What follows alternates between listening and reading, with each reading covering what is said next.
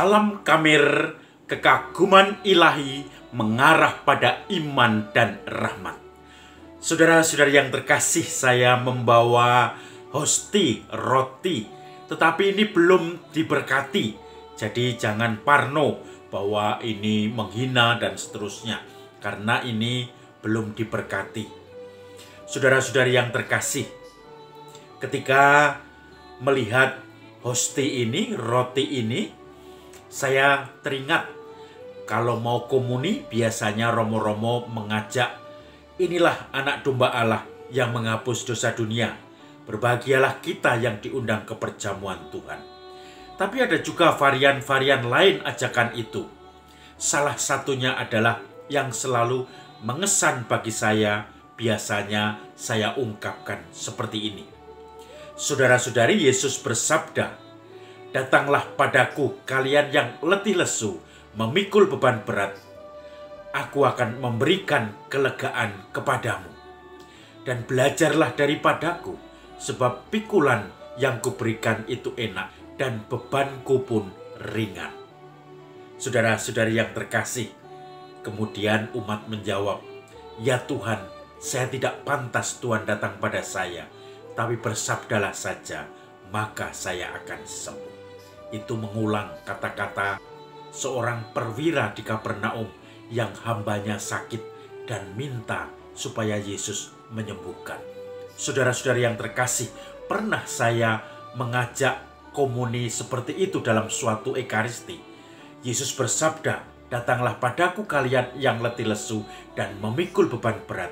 Aku akan memberikan kelegaan kepadamu." Kemudian setelah ekaristi ada umat yang mendatangi saya.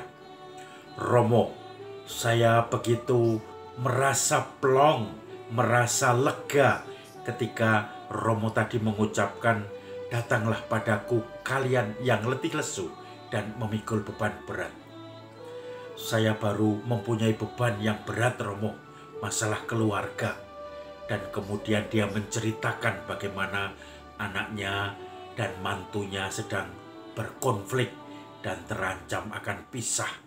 Maka sebagai orang tua dia merasa beban, merasa sesuatu yang tidak bisa ditanggungkan.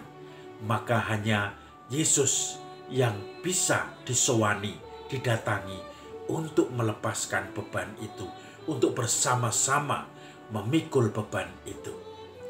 Saudara-saudari yang terkasih, Injil hari ini juga berbicara tentang hal yang sama. Hari ini gereja memperingati Santo Bonaventura. Dan juga Yesus dalam Injilnya mengatakan, "Datanglah padaku kalian yang letih lesu dan memikul beban berat. Aku akan memberikan kelegaan kepadamu." Maka saya teringat keluarga itu yang setelah misa kemudian ketemu saya dan merasakan kelegaan. Karena apa? Karena Yesus akan menemani anaknya dan juga mantunya di dalam mengolah kesulitan-kesulitan hidup keluarga. Saudara-saudari yang terkasih, saat ini juga banyak orang kehilangan keluarga terdekatnya. Saya teringat seorang ibu yang kehilangan suami dan bapaknya dalam waktu yang berdekatan, hanya sekitar 10 hari. Bagaimana beban berat, dan itu tiba-tiba dipanggil Tuhan karena COVID. Bagaimana belum disiapkan. Sekarang ibu itu masih mencoba mencari apa itu kehendak Tuhan. Mencoba maneges dan juga berkomunikasi secara batin dengan suaminya yang sudah dipanggil Tuhan.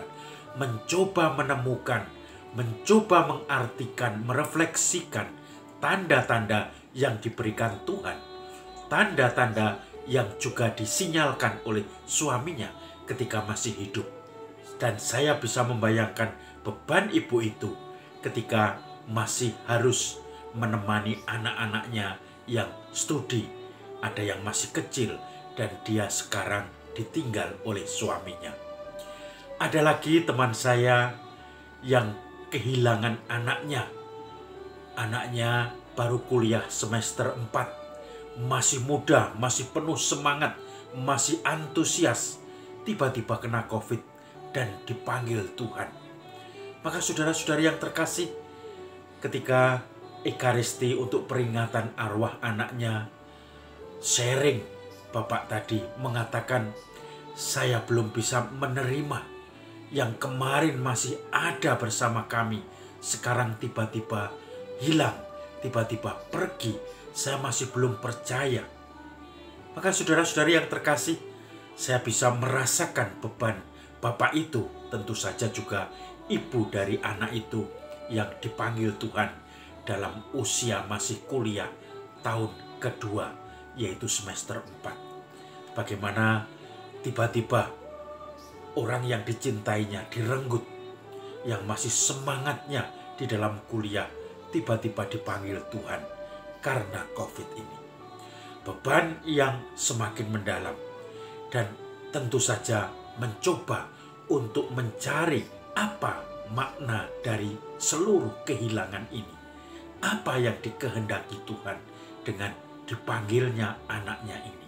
Dan ibu tadi dipanggilnya suami dan bapak kandungnya. Tentu saja ini tidak mudah untuk merefleksikan kerso dalem Gusti, maksud Tuhan, sampai seperti Bunda Maria bisa menjawab, aku ini hamba Tuhan, terjadilah padaku menurut perkataan. Juga jawaban itu diulang ketika Yesus disalib. Maria tetap setia, walaupun tidak tertulis di dalam Injil, tetapi Injil selalu mengatakan Maria menyimpan dalam hatinya.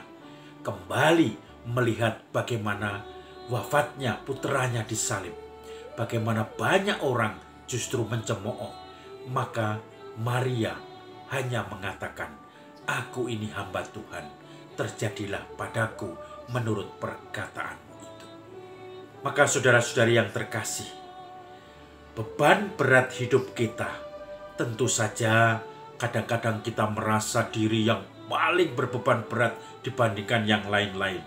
Padahal ketika kita mengetahui orang lain, mereka jauh lebih berat daripada beban kita mungkin. Tetapi sekarang kita merenungkan sabda Yesus tadi, datanglah padaku kalian yang letih lesu dan memikul beban berat. Aku akan memberikan kelegaan kepadamu.